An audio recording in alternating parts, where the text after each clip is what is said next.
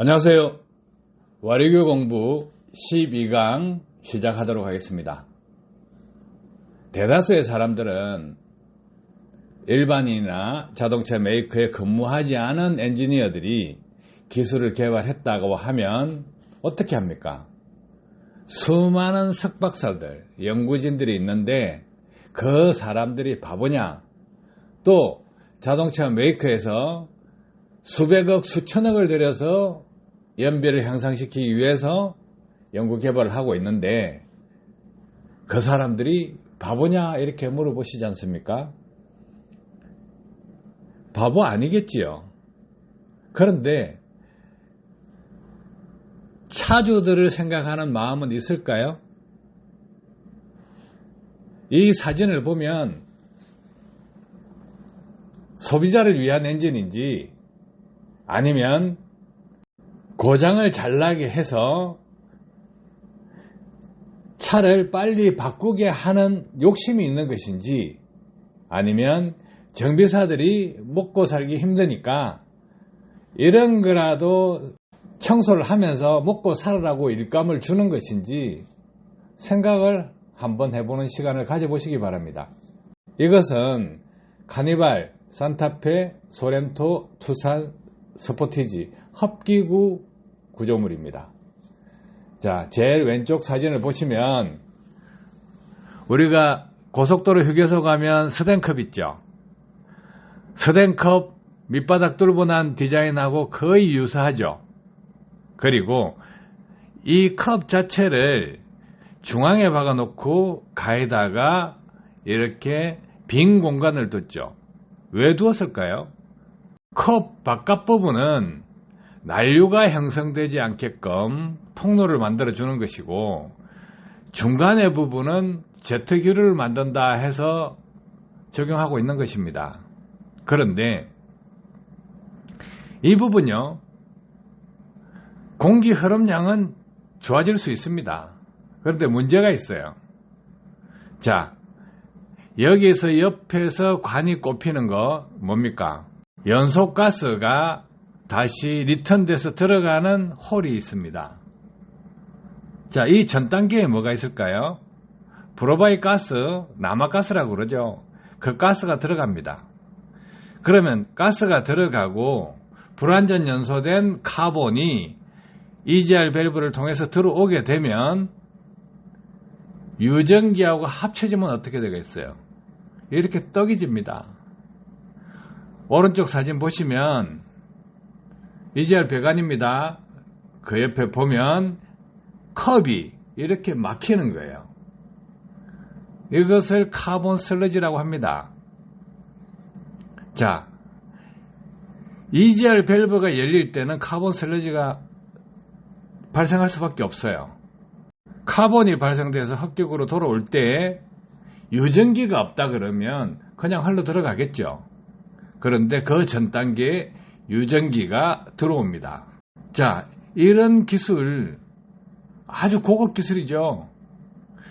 고장이 나야 차를 팔 수 있다 이렇게 생각하면 고급 기술입니다. 차를 인도받을 때는 모릅니다. 카본이 낄 때까지요. 그런데 시간이 지나면 지날수록 이것이 가중화됩니다. 그럼 이 다음 단계에는 뭐가 있을까요? 스웰 밸브가 있죠. 거기에도 카본이 떡이 찌겠죠. 그럼 입구가 막혀버립니다. 그러면 어느 정도의 기간이 지날 때까지는 스웰 밸브를 더 열어주면서 버틸 수가 있는데 더 이상 넘어가면 완전히 엉망이 되어버리는 거죠. 자, 그런 과정에서 연료 낭비는 기본입니다. 고장 발생률 높아집니다. 왜냐? 연료 분사량이 정량이 되고 공기량이 부족하기 때문에 실린더 안, 연소실 안 이 부분도 엉망이 됩니다. 자, 불완전 연소를 유발하니까 악순환의 연결고리에 들어가 버립니다. 딥페퍼요? 당연히 많이 막히겠죠. 그러면 딥페퍼에 축적된 카본을 태우기 위해서 연료 분사 때 배기 행정에 후분사를 하게 됩니다. 그럼 연료 낭비 또 많아지겠죠. 또 운전자는 힘이 없으니까 가속 페달을 푹푹 밟아가 다지겠죠.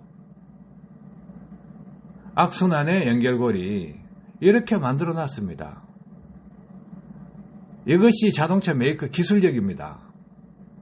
옛말에 우리 군대 갔다 오신 분들 고참이 반합에 똥을 사도 작전이다 하지 않습니까? 그러려니 해야죠. 엔지니어들이 똑똑한데 일부러 이렇게 만들었다 하면 사악한 겁니다. 무책임한 거예요. 자동차를 사랑하는 사람, 자동차를 좋아하는 사람이 엔진을 만듭니다. 설계합니다. 그런데 단순하게 순수한 공기만 들어올 때만을 생각한 것이 아니라 카본 들어온다, 유전기 들어온다 이렇게 하면 개선할 방법을 분명히 가지고 있습니다. 원가 절감요.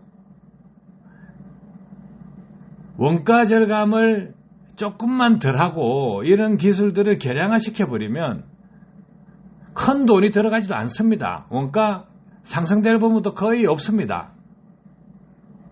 그런데 이 폭탄을 차를 팔면서 소비자에게 불혹으로 줍니까? 이건 아니라는 거죠. 그래서 차를 구매하시는 분들이 똑똑해져야 된다. 소비자가 똑똑해져야 된다 이거예요. 이거요. 상당히 문제 있는 설계입니다.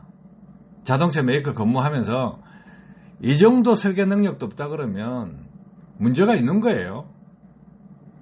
아시겠죠? 그러면 여기에서 왼쪽을 한번 봅시다. 왼쪽 사진을 보면 날개 없는 와류기라 해가지고 또 파는 사람들이 있죠. 이런 디자인과 비슷한 제품들이 있습니다. 그러면 그 사람들이 이 원리 무엇 때문에 만들었을까요? 간단하죠. 중앙에 척류가 그대로 흘러가게 만들고 뒷구멍이 작으니까 공기 속도를 좀 빠르게 만들겠다 이 논리 아니겠습니까?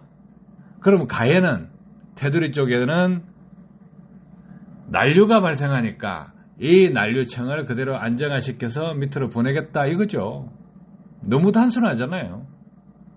너무 단순한데 그래도 최소한 중앙에 있는 사진과 오른쪽에 있는 사진을 보시고 엔진 개발할 때 제발 좀 공부 좀 하시고 만드세요. 소비자를 위해서. 양심을 걸고 엔진을 개발한다 그러면 자동차를 쓰는 사람을 위해서 올바르게 기술을 개발하시라는 거예요. 경영자 입장에서 돈을 많이 벌게 해주겠다 이런 마인드 가지지 마시고 고장 잘 나면 차 빨리 바꿀 거니까 한국 사람은 한국 차를 사랑하니까 한국 차를 사줄 거니까 이런 생각 버리시고 수입차를 많이 사지 않습니까? 그 수입차보다 품질이 좋게 만들려면 이렇게 하나하나에 대해서 설계하실 때 반영을 하셔야 되는 거예요. 고장나게 만드는 것은 기술력이 아닙니다. 무식한 거예요. 아시겠죠? 자동차 메이커에 근무하시는 분 제발 차 좀 잘 만드시고요. 와류기 만드시는 분들 이렇게 휴게소에서 만드는 쇠컵같이 밑구멍 뚫어가지고 이렇게 하는 거 이것도 기술이라고 뻥뻥 큰 소리 치지 마세요. 이왕이면요 연소공학에 맞게끔 내연기관 엔진에 맞게끔 자동차 메이커든 와류기 업체든 생각하시고 연구개발하시면 도움이 될 것 같습니다. 도움 되셨길 바랍니다. 감사합니다.